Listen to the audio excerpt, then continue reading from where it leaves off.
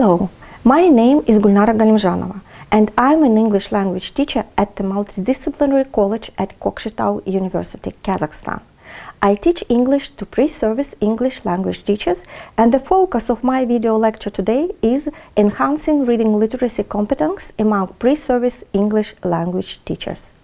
In this video, I will define what reading literacy is, discuss why it is important to enhance reading literacy competence among future English language teachers, describe effective reading techniques such as portfolios, text annotating, and the Raven evaluation strategy. Why reading literacy? The Organization for Economic Cooperation and Development identifies reading as one of the most critical competence for current and future job opportunities. Sounds really serious and very important. And if we ask ourselves what actually the main purpose of any education system in the world, we will easily and quickly find the answer. The main purpose of any education system is to equip young individuals with the knowledge and skills which will be essential for life in society. In this context, reading literacy is becoming an increasingly important skill because it enables individuals to assess, interpret, evaluate, and use information effectively in academic, professional, and everyday contexts. Moreover, reading today mostly occurs on digital platforms and demands the ability to synthesize information, evaluate credibility, differentiate facts from opinions, and construct new knowledge. It is clear that these skills need to be taught in the classroom to ensure that young people acquire necessary competences to participate effectively in society and continue further learning. And here we need to highlight and stress that the necessity of teaching reading literacy becomes even more critical when we prepare future English language teachers. Research shows that teachers who received high-quality preparation in reading literacy are better equipped to foster their students' reading competences. Therefore, the preparation of language teachers should be guided by a systematic, research-based curriculum that covers all reading sub-skills necessary for the development of reading literacy. My personal teaching experience shows that we definitely need to develop high-order reading sub-skills among our students. An analysis of classroom practices and reading assignment results at the beginning of the 2024-2025 academic year revealed that although most students were able to distinguish facts from opinions and identify main idea and supporting details, only a small percentage of students could evaluate the credibility of sources, make inferences, and engage the text to construct new knowledge. Based on these results, an action plan was developed to address the identified reading issues within this group of students. Together with the traditional reading instruction, pre-reading, while reading, post-reading activities, the following teaching and learning strategies were included into this plan.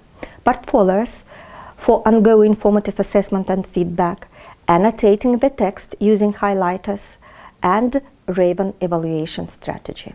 I will start with portfolios. Portfolios are collections of students' academic work that show their achievements and progress. Numerous scientists say that when teachers encourage students to work with portfolios, it increases student engagement, show their individual progress more clearly, and provide a better understanding of their learning outcomes. In my teaching practice, portfolios are organized at the beginning of the academic year and usually continue into the next year, remaining with students up to the end of their learning process in my classroom. This long-term approach allows students to observe the learning progress in their studies. Portfolios provide information not only for students, but for teachers also. All assignments which my students complete within the learning process, including reading ones, are collected by my students into portfolios. By the end of the year and throughout the year, their portfolios provide me with the valuable information of their learning outcomes and allow me to adjust my teaching practices to better meet my students' needs.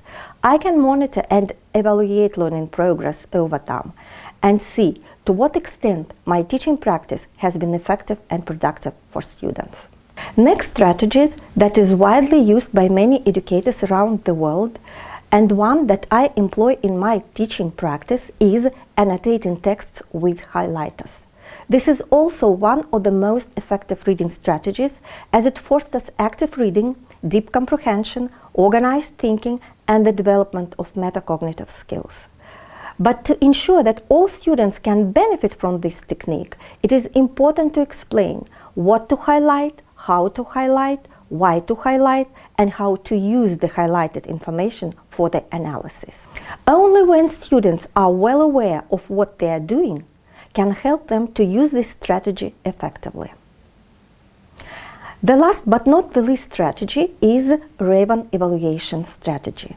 The Raven evaluation strategy was developed as a critical thinking instrument to help students assess the credibility of sources. It stands for reputation, ability to see, vested interest, expertise, neutrality. How it works? This means that when students read any article, they must critically assess its trustworthiness and reputation, determine whether the author possesses direct expertise or knowledge of the discussed topic, and evaluate whether the information is presented in a neutral manner free from bias. Such careful analysis is essential to develop informed understanding and to distinguish credible information from unreliable or misleading content. This strategy fosters such skills as critical thinking, research and reading literacy, and informed decision making, which are critical for people who live in the 21st century. In conclusion, within the last 2 years, I have been working using these strategies, portfolios, annotating text, and the Raven evaluation strategy on a systematic basis. My classroom observation throughout these 2 years and the final summative assessment results this year have shown that the level of my students' reading literacy improved significantly. So I believe that the implementation of the described reading teaching techniques in a consistent format might really allow teachers to organize the process of teaching reading literacy more effectively for students, and might empower future teachers to become thoughtful and informed educators for our society. Thank you.